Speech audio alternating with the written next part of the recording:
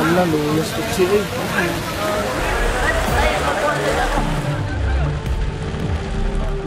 Nitong mga nakalipas na araw, binayo ng malakas sa pag-ulan ang ilang lugar sa Mindanao.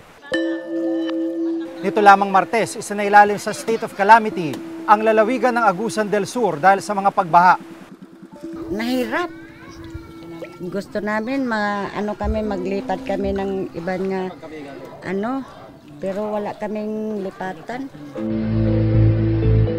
Lampas tao rin ang tubig baha sa maraming lugar, dulot ng walang tigil na pag-ulan sa mga nakalipas na araw.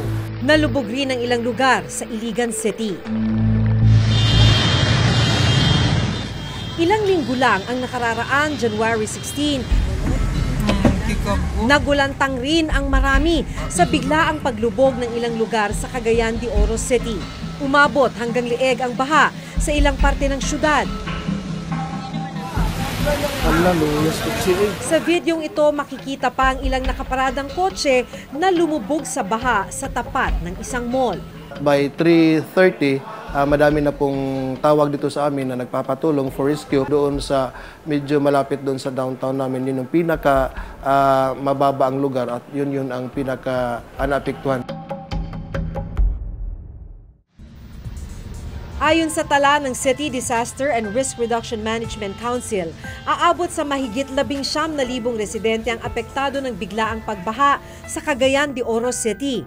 3 ang naitalang patay sa paglubog sa syudad. Kahit anong gagawin mo pa, kung nawala na, hindi na pwedeng mabalik. Si Mang Virgilio Turno, tinangay ng biglang taas na tubig sa barangay Kanitoan habang tumatawid sa isang tulay malapit sa creek. Ang laki ng tubig dun sa Gokeng, malaki na. Umaapaw nun sa creek. Hindi na makita yung kawayan na tinatawiran namin. Yung lolo ko, hindi ko alam yun pala yung dinadaanan niya.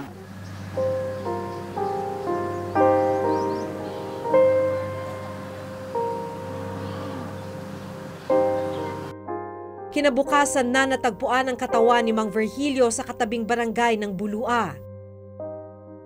Sabi ko, ang sakit talaga isipin kung ganun lang nawala ng buhay ng lolo ko, tubig lang. Sa ganyang paraan, kailangan bigyan kaming kunting pansin lang ma'am, kahit kunting tulong lang na para masipti kami lahat dito. Ang sa amin lang importante ma'am, yung tinatawiran namin.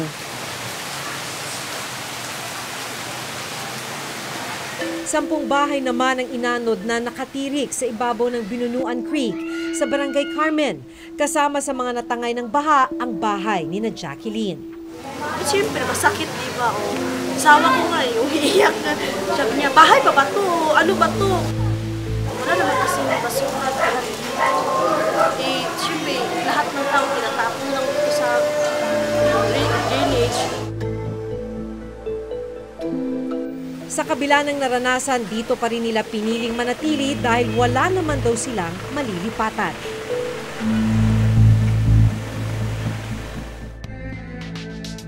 Isang catchment basin o bagsakan ng tubig ang kinatatayuan ng syudad ng Cagayan de Oro. Catchment basin ang tawag sa pinakamababang bahagi ng isang lugar kung saan naiipon ng tubig ulan o di kaya naman ay tubig mula sa bundok. Dapat sana mula sa catchment basin ay lalabas ang tubig patungo sa ilog o dagat. Ang problema, barado naman ang maraming drainage o creek na daraanan sana ng tubig sa Cagayan de Oro City. Ang resulta, nalubog ang maraming lugar. And so we have some quick simulation. What if the creek is clean and what if the creek is silted? You see a big difference if the creek is silted. So the possible flooded area could actually flood very large area compared when the creek is clean. But we also added here the X spots. So these are the X spots which were the flooded areas last Monday. We see that it actually exceeded the simulation we did last year because the rain was more than what we inputted in the model. Sa Bitan-Ag Creek na nasa sentro ng syudad na itala ang pinakamataas na pagbaha. Halos lampas tao ang baha rito. Mahigit 2 dekada nang naninirahan ng may 100 pamilya sa tabi ng Bitan-Ag Creek. isa ang pamilya ni Gomer sa nakapagpundar na ng tirahan at kabuhayan sa ibabaw ng creek. Karon nga 2017 ang tubig laom na gyud kayo sa nga tanan niya sulog pa jud. Nahadlok yun ko ma'am kay siyempre nga manong di mahadlok nga ang tubig nga sulog na kay sa nga tanan. Nya wa na ko ilain gidipinsa. Ga hunahuna na kog mayo kung asa na ko safety akong pamilya. Tatlong beses nang lumapit sa munisipyo si Gomer para mapasama sa listahan ng mabibigyan ng relocation pero hindi pa rin sila naililipat. Oga po na ay kuan diri nanong ko nga silang nining pabi sungko sila kay nako nay tambal nga ipanghatag pero sa bahin sa kuan nga isipti mi wala gyud. Adi naka-istorya man sila nga kanang demolition kuno mi diri. Pero kami po nga namuyo diri ga istorya mi musugot man tag demolition basta na mi kabalhinan. Kung tutuusin, hindi ito ang unang pagkakataon na lumubog sa baha ang syudad. Taong 2011 nang hagupitin ito ng bagyong Sendo. Ang ulan na bumuhos sa kabundukan ang nagpaapaw sa Cagayan de Oro River at Iponan River na parehas na dumadaloy sa syudad. Masing matuwang na imong kuan ba? Imong salbabida din. Kung titignan mo sa pader ng bahay na to, yung kotseng yan, no? Nakasampa na sa pader mismo. Labis na nasalantari ng bagyong Sendong ang Iligan City noong 2011. Kaya naman para matugunan ng pagbaha, naglaan ng 4 billion pesos para sa pagtatayo ng mga flood control projects sa Region 10.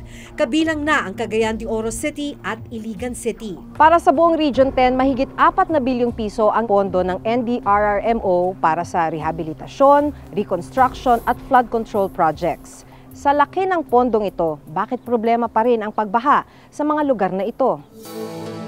Tinungo ng Reporter's Notebook ang ilan sa mga proyektong ito.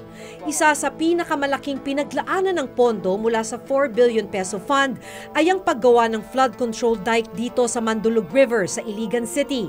DPWH ang ahensyang nagpatupad ng proyekto simula pa noong taong 2015, panahon ng dating administrasyon. Ayon sa completion report mula sa DPWH, hinati sa 9 na bahagi o phases ang paggawa ng flood control dike. Ang kabuang inilaang pondo sa proyekto, 948 million pesos. Halos 1 bilyong piso ang pondo para sa pagpapagawa ng mga riprap na ito sa Mandulog River. Kailangan ng mga riprap para hindi na umapaw yung tubig mula sa ilog. Kaso, hanggang sa ngayon, 50% pa lang ang natatapos sa proyekto. Ang kabuuan pong fund na in-release natin sa flood control dike along Mandulog River in Iligan po. Since 2014 to 2016, meron po tayong approximately 907 million po. Pero ayon sa completion report ng DPWH, wala ni isa sa 9 na phases ang natapos hanggang sa kasalukuyan. Ang ilang bahagi nasa 40% completed pa lang, ang ilan nasa 60% completed naman. Kaya ang flood control dike mukhang bungi-bungi o putol-putol kung titignan sa aerial footage na ito. Naabutan pa namin ng ilang materyales na nakatenga sa gilid ng ilog. Ayon sa completion report, problema sa road right-of-way ang dahilan kung bakit hindi matapos-tapos ang proyekto. Sa pag-ulan sa Iligan nito lamang linggo, January 29, 2017, malapit nang umapaw ang Mandulog River sa mga bahagi ng ilog na walang flood control dike. Sa flood control dike po sa Mandulog River, yung actual accomplishment natin is mga 68% po. So may remaining pa tayong 32% na hindi pa natin nako-complete kasi may mga sinesettle pa po tayo mga road right-of-way issues dyan sa mga areas na yan. So, kailangan pa po siyang isettle and under negotiation pa po siya sa mga naaapektuhang mga properties.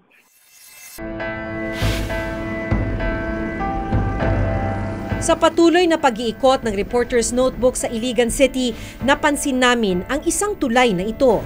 Yun yung bahagi ng Mandulog Bridge na nawasak nang umagos yung napakalakas na tubig mula sa kabundukan ng kasagsagan ng Typhoon Sendong. Ito naman yung kapalit at pinondohan, pero hanggang sa ngayon ay hindi pa rin nadaraanan.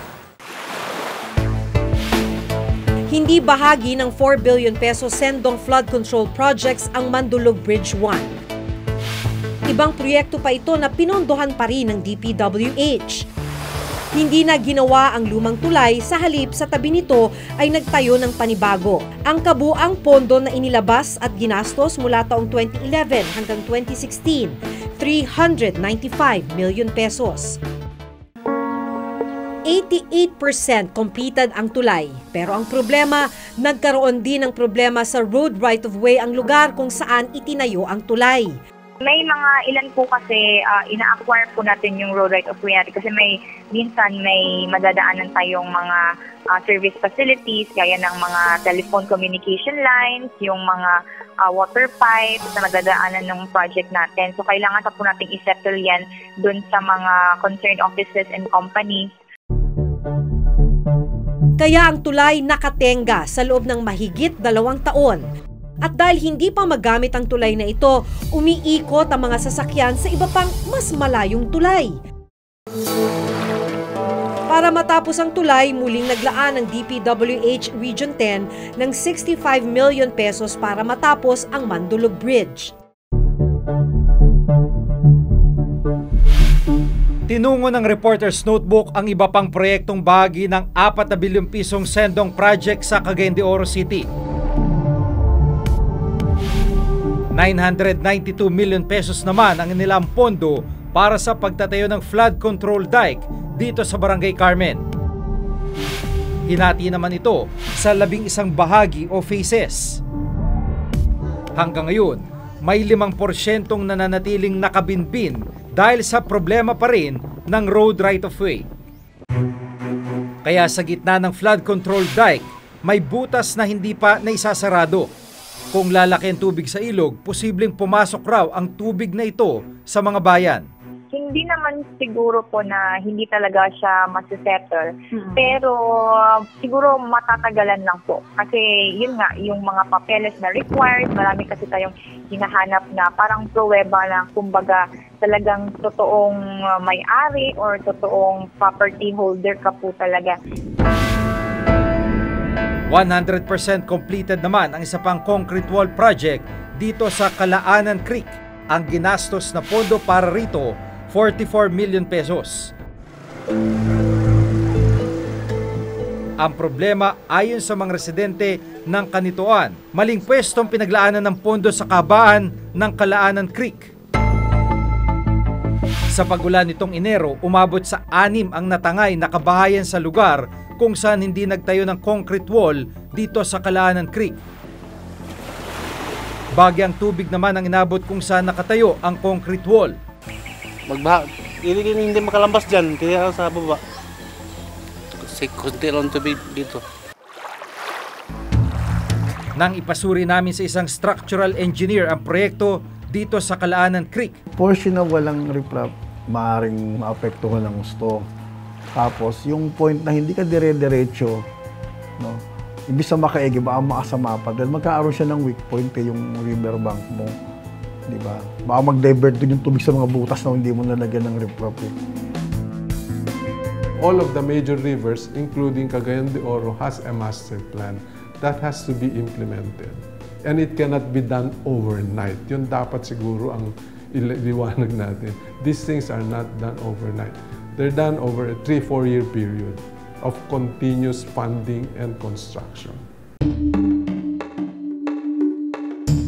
Sa pag-ikot namin sa Cagayan de Oro, naabutan rin naming ginagawa ang Agora Drainage Canal. 2015 raw nang simulan ang proyekto, pero tila aabot pa raw ng 2 taon bago ito matapos.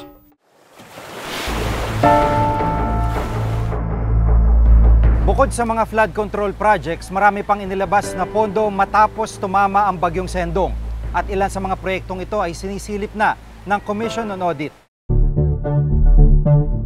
Pinuna ng COA noong taong 2012 ang paggamit sa 123 million pesos na donasyon para sa mga biktima ng sendong. Pinuna rin ng COA na sa halip na 500 permanent housing ay 80 lang ang naipatayo. Mahigit 5 taon na nakakalipas mula nang bumayong bagyong Sendong. Pero hanggang ngayon, lumulubog pa rin sa baha ang ilang lugar sa Cagayan de Oro City at Iligan City. Even we completed the drainage, parang hindi niya kaya. Kasi yung level ng ulan, we calculated na times 4 of the capacity of the drainage system. Ayon sa City Planning Development Office ng Cagayan de Oro City, kawalan ng maayos na flood control master plan ang dahilan kung bakit hindi nasusolusyonan ang problema sa baha. Gaya ng ibang syudad, patuloy ang pagdami ng mga infrastruktura pero hindi naman naisasaayos ang drainage system o mga waterways. Gaya sa Metro Manila, problema rin sa Cagayan de Oro City ang maraming informal settlers at basura sa mga daluyan ng tubig. Dati-dati, yung design po ng drainage namin, maliit lamang kasi maliit pa yung Cagayan de Oro, hindi pa po marami yung mga establishments. Pero sa ngayon, nagiging konkreto yung mga daan, tapos hanggang ngayon pa rin maliit pa yung mga drainage namin. So yun yung isang dahilan kung bakit nagkakaroon ng flash flood po dito. At ang isa din pong dahilan, yun yung indiscriminate disposal of garbage. Isa din po kasi nagka-clog up yung mga maliliit naming mga drainage system.